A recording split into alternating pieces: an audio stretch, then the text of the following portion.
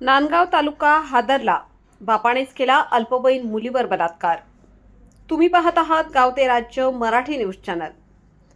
नाशिक जिल्ह्यातील नांदगाव तालुक्यातून एक अत्यंत धक्कादायक आणि मन हेलावून टाकणारी घटना समोर आली आहे. ज्या बापाच्या बोटाला धरून चालायला शिकलेली मुलगी, त्याच बापाने नात्याला काळीमा फासत तिच्यावर बलात्कार केल्याची संतापजनक घटना उघडकीस आली आहे.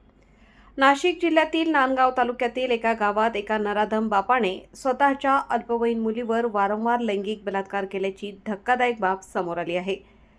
पीडित मुलीच्या फिर्यादीवरून नांदगाव पोलीस ठाण्यात गुन्हा रजिस्टर क्रमांक 104/2026 दाखल करण्यात आला आहे. या प्रकरणी आरोपी लक्ष्मण रघुनाथ बोरसे याच्यावर भारतीय न्याय संहिता कलम 64(2) FM 65 351(2)(3) तसेच पोस्को कायदा कलम 4 आणि 6 अंतर्गत गंभीर गुन्हा दाखल करण्यात आला आहे.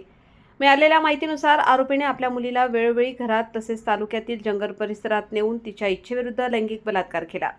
या घटनेबाबत कोणालाही सांगितले तर तुझ्या आईला आणि बहिणीला जीवे मारून टाकेन अशी धमकी देऊन पीडितेला गप्प ठेवण्यात आले होते.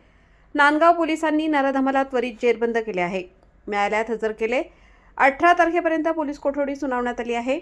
या प्रकरणाचा पुढील तपास सहाय्यक पोलीस निरीक्षक सुनील बडे हे करीत आहेत. संपादक विजय धामणे, नांदगाव, नाशिक.